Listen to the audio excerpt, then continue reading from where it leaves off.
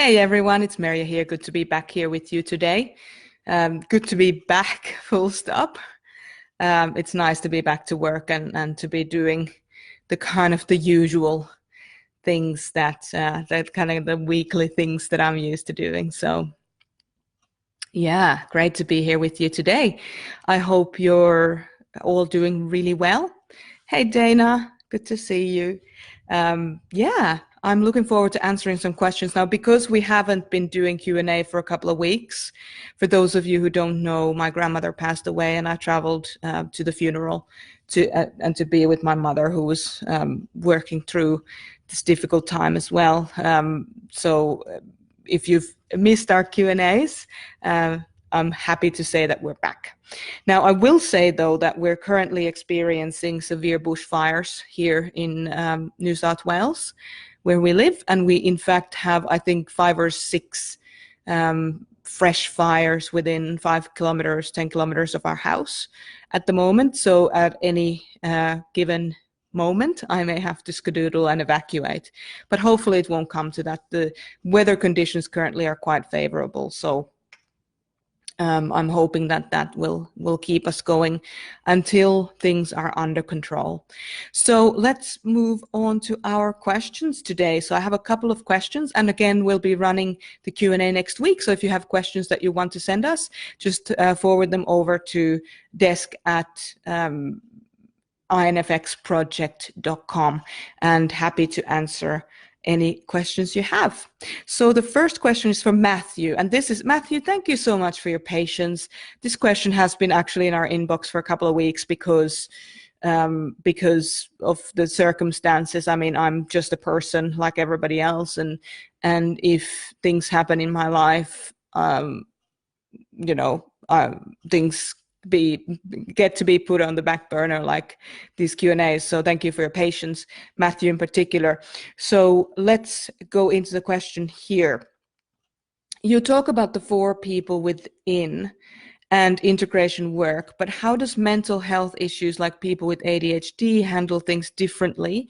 And yes, I know everyone brings their own baggage, but still, this can bring some pretty unique issues, precisely the non-hyperactive kind, in brackets, inattentive ADHD type issues. Okay, so fantastic question, first of all, and thank you again, Matthew, for your patience. So yes, everyone brings their own challenges to the table as they're doing their personal development work, and instead of kind of comparing what is, how how severely different people are affected in different ways, what I would like to say is that everybody's starting point is equally as important.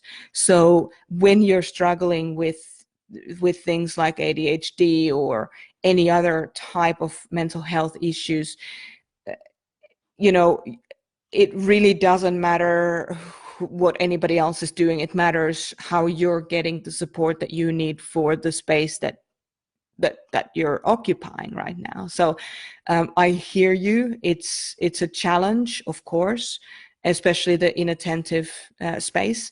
My understanding is, and it is a limited understanding, I don't claim to be a specialist in this area, this ADHD, especially the inattentive type.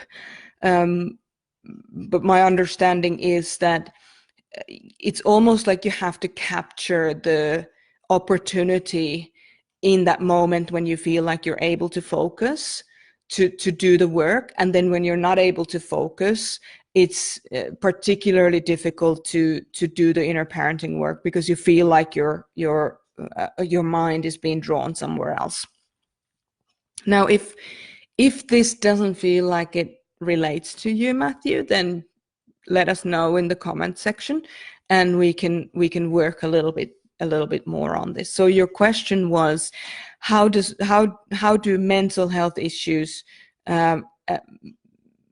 make people handle things differently? So it really depends on the mental health issue. Uh, as you probably know, and a lot of people know as well, mental health is not really a black and white situation like you have this or you don't have it. We all have everything to a certain degree, and depending on the severity of the situation, you need to make certain allowances. So for example, for the inattentive ADHD situation, what I would do is we need to turn everything into a positive momentum that we possibly can because of the cut in the attention, the ability to pay attention. We need to make sure that every time you catch yourself in a position of attention where you are able to do your personal development work, that you celebrate those times. Because what it'll do, and I believe you're an INFP, Matthew, so again, correct me if I'm wrong, but what needs to happen, especially for INFPs, is you need to make sure that you recognize the times that are good. Because it's very easy to, your inner child, your inner 10-year-old inner child is wired to recognize things that he or she or they feel biased toward. So if you're exhausted, for example, and you're feeling and you're noticing the things that are going wrong, it'll be easier for you to continue to notice the things that are going wrong than to notice the things that are going right.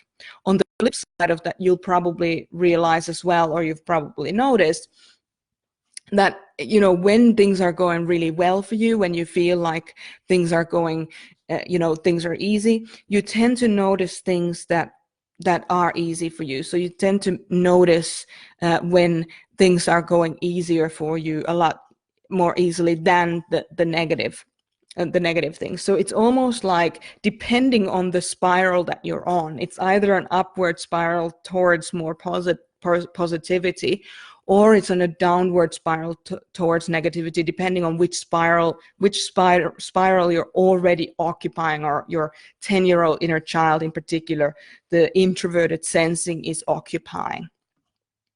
And especially if you find yourself in an introverted loop, which means that you're making decisions with introverted feeling, and you're collecting information with introverted sensing, now you're in a loop where you're continuously feeding yourself biased information that's not being challenged by the outside world.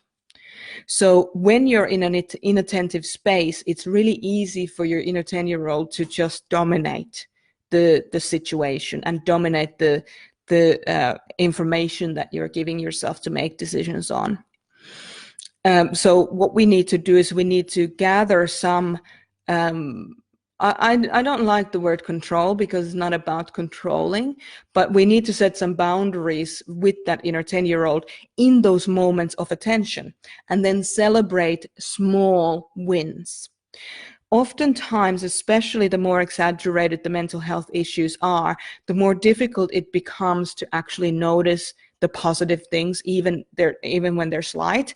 And the more severe the mental health challenges, the more we often feel like we need to do everything perfectly. So it's like this all or nothing kind of space, and that's not how life works. So give yourself a permission to celebrate small wins, and see, if you consistently give yourself a permission to celebrate small little wins, what will happen in about a month's time is you will feel like you will have more attention, because it's the attention that you've chosen that's a positive form of attention. So you're no longer likely to use your 10-year-old inner child is no longer likely to use the capacity of inattention as a way to not see what they don't want to see. So I hope that makes sense. This is a lot more complex situation that I'm able to answer on this little Q&A here, but I hope that makes sense. And please, if it doesn't make sense to you, if you want to elaborate on that, and you feel like I've missed the point entirely, then please let me know so that we can continue this conversation, because we always keep educating each other on things that we don't know so much about, if we just choose to listen to each other. So that is one thing that I would say to you just straight away. Hey, Matthew, good to have you on the call as well. Hey, Anna, great to have you. It's so nice to see you.